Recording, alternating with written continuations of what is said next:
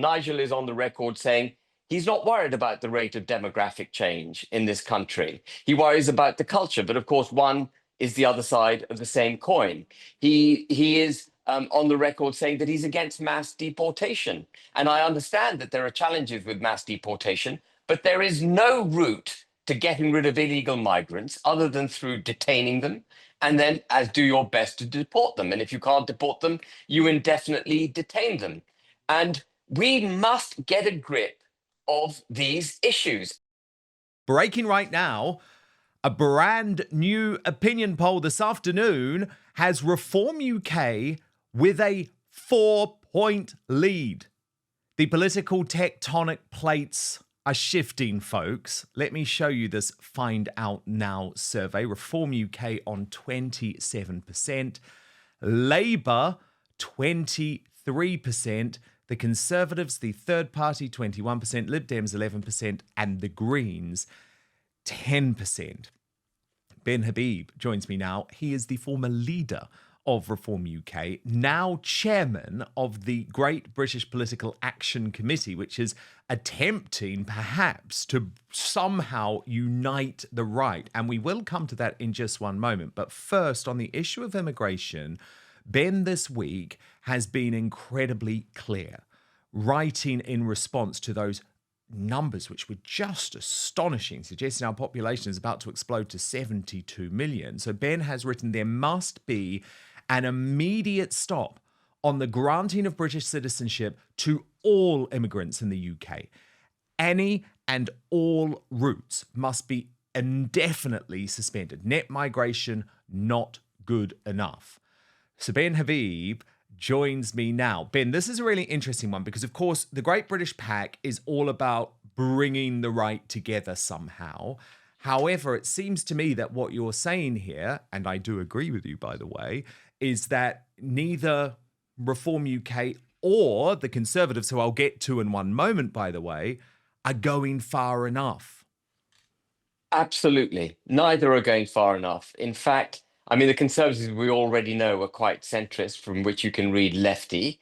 And Reform have the impression, they make the impression that they are nationists, strong borders, deregulate, cut taxes, all of that. But they've done a number of things which indicate to, again, to any observant individual who's assessing these things without any axe to grind, that they're pivoting towards the centre ground. And one of the aims of the Great British Pack, and one of the problems I think the country faces at the moment, is that what is acceptable political discourse, and we've already touched on it, what is an acceptable, where the centre of gravity is for acceptable political discourse, is actually shifted over a lot to the left. And it's this kind of, uber liberalism, which is dictating that the centre of gravity of political discourse is over to the left. And even those of us who understand that we've got to move radically for a nation first agenda get hijacked by where the center of gravity is on debate. And so one of the aims that we have in the Great British Pack is to move the center of gravity for political discourse from the left to the right, to a nation first agenda, so that people like Nigel and Kemi can have the courage to actually say and do what Trump is doing. And then neither of them saying it. So, for example, Nigel is on the record saying he's not worried about the rate of demographic change in this country. He worries about the culture, but of course, one is the other side of the same coin. He is on the record saying that he's against mass deportation. And I understand that there are challenges with mass deportation, but there is no route to getting rid of illegal migrants other than through detaining them and then as do your best to deport them. And if you can't deport them, you indefinitely detain them. And we must get a grip of these issues. And the only way we're going to do it is if we move that Overton window to the right and we give our political representatives the cover that they clearly need and the encouragement they need to do the right thing. So the Great British Pack, I'm slightly moving on, but the Great British Pack is going to move that Overton window, and we're not going to be very nice about doing it. We're going to call out people for what they are. This is not going to be us pleading with Nigel or pleading with Kemi to do the right thing. It's going to be us shining a bright light on what they're doing, making sure that the razzmatazz and all the hand gestures and all that they say isn't all that they're going to deliver, and reveal to the people what they're actually believing, where they're taking this country, so that we can force the agenda to the right. And I think we're going to have a lot of cover ourselves and support in doing that, because Donald Trump is doing it across the Atlantic. And if Yes. he's doing it, he's setting the agenda. And our political class should be able to take it on board. So it's not going to be us pleading with anyone. It's going to be us pushing people to do the right thing. I love that. It is so absolutely necessary. I fully endorse this pack. Claire Bullivant, who is very much behind it, is an incredible woman. She was very involved with the Conservative Democratic Organisation. And I think you're right. The problem is at the moment is that Farage and Badenoch are playing far too much to the Westminster insiders, far too much to the legacy media. And what that means is that sometimes they are too afraid to tackle the issues that are so necessary. I mean, credit to Suella Braverman, and we went into it on the show yesterday. If you want to see what she said, you can go back and look at that. No, she's brave. She's actually talking about the fact that, heck, if we're not careful, in 20 years' time, this could be an Islamist country. This could be a country with an Islamist government. Those are the types of conversations we have to have. But look, speaking about the Conservative Party, I want to show you this interview that's been going viral, Ben. I only watched it just before the show. Not sure if you've seen it yet, but it's Priti Patel and look, this actually pains me to say this, Ben, because I really like Priti Patel. I really like Priti too. She's a great woman in a lot of ways, but unfortunately it has sparked huge backlash, and maybe not unfortunately actually, because the problem is, Ben, even now she still doesn't seem to understand that it was the Conservative Party who flung open our doors to the world and were a big part of the demographic change and the social issues that we are facing in this country. So this is an interview on the Sun's talk show with Harry Cole. It is relatively long, but I think it is worth watching because, let's just say it's a bit of a car crash, Ben. Been some downsides since. Tell me.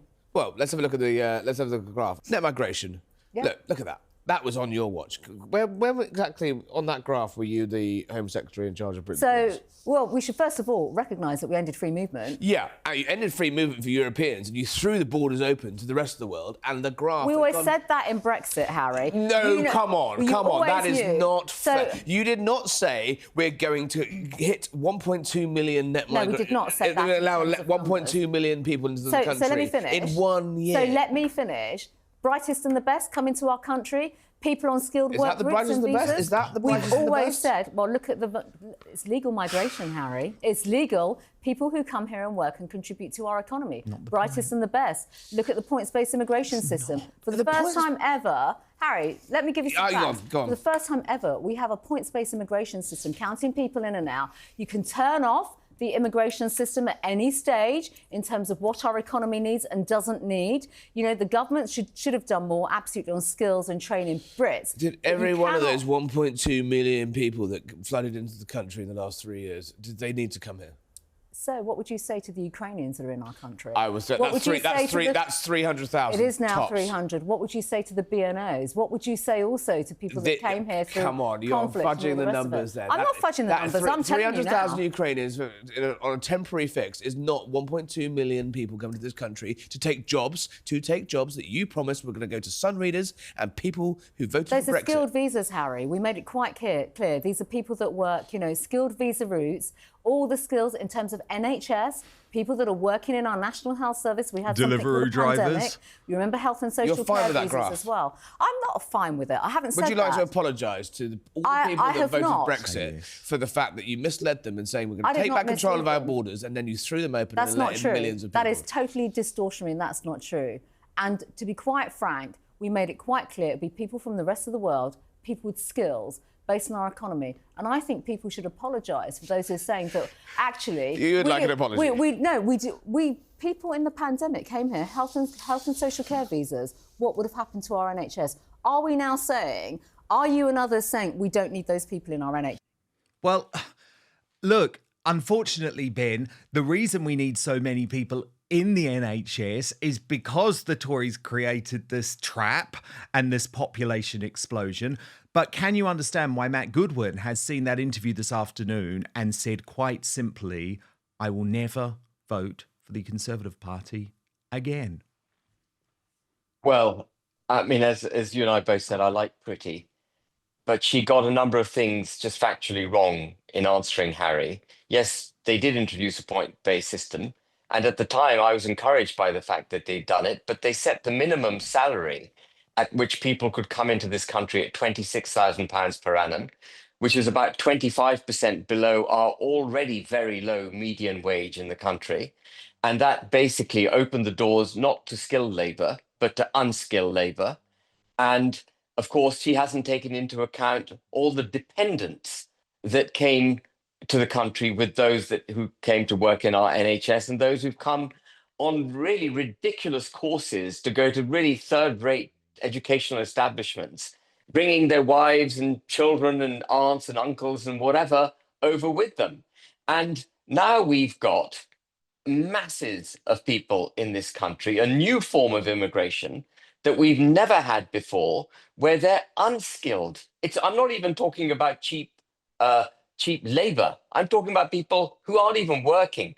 And the reason I did that tweet saying that we've got to suspend all forms of route to British citizenship Yep. or right to remain in this country is because the minute you come to this country, as you and I know, we never get rid of anyone. Never. Once you're here, you're here.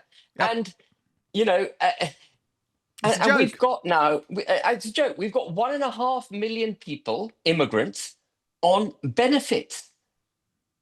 But take an average of £10,000 per head, that's £15 billion a year we're spending on people who are not low-skilled working in the labour force. They're not even Deliveroo drivers or cyclists or whatever. They're having a They're not great time. working. And they can't believe their luck. No, indeed. Well, as Gad Sad calls it, it's suicidal empathy. That's where we're at. There is one other issue that I want to talk to you about in regards to the Great British Pack, Ben. But to do so, I want to show you a little clip of a BBC interview. Now, this was between the Labour MP Polly Billington and Reform UK's chairman Zia Youssef, and it was over the issue of the NHS.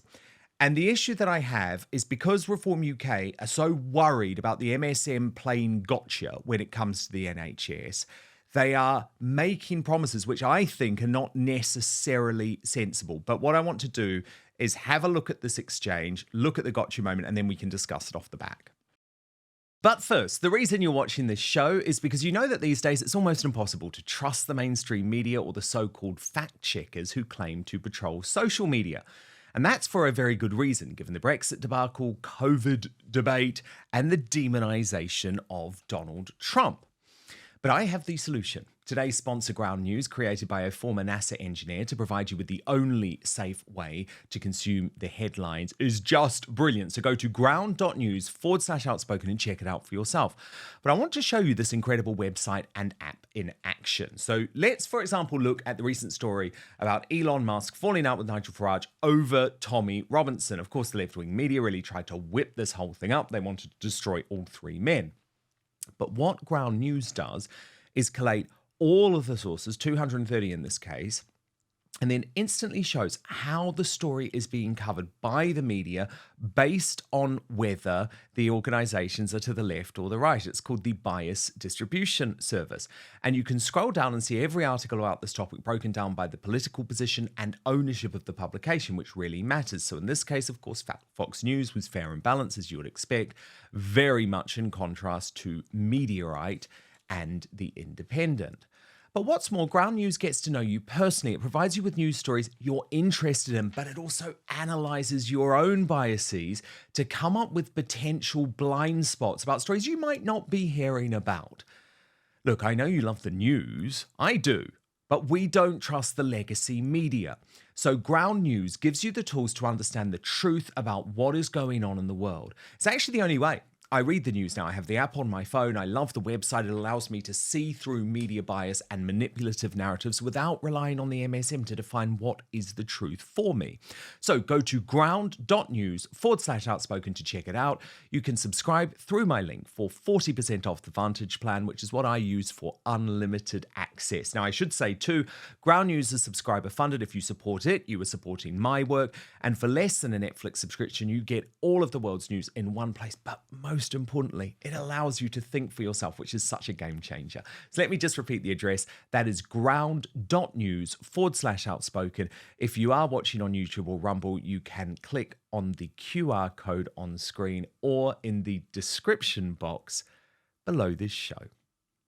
But now, back to the news.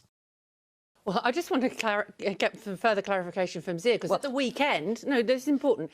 At the weekend, Nigel Farage said everything was on the table, including, for example, the French model, which is about £2,000 a year for a pensioner.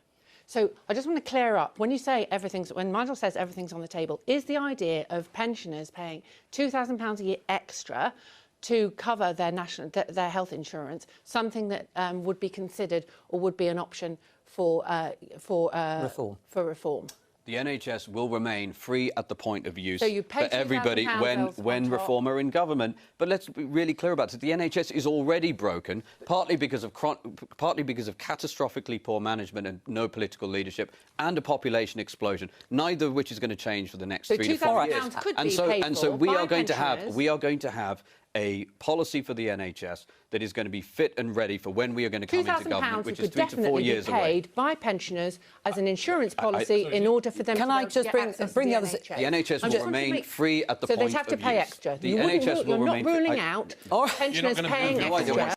So already what we see, Ben Habib, is an MP like Polly Billington and the Labour Party, enabled by the BBC, playing gotcha with Reform UK, because Nigel Farage in the past has quite rightly spoken about the fact that we need to subsidise insurance, the model has to change. And what I'm nervous about, and I'm interested in where you want the Great British Pack to come into this, is that very early on, years and years out before an election campaign, we have Reform UK saying, no, everything's going to remain free at the point of use. Well, I'm sorry, that system doesn't work. Allowing millionaires to receive free healthcare doesn't work. Now, Anne Widdecombe, a really senior figure within Reform UK, for years has campaigned against that approach and said, actually, we do need to have a genuine debate about NHS reform. And I worry that to avoid the gotcha games of Labour and the MSM, Zia Youssef and Nigel Farage have already ruled it out.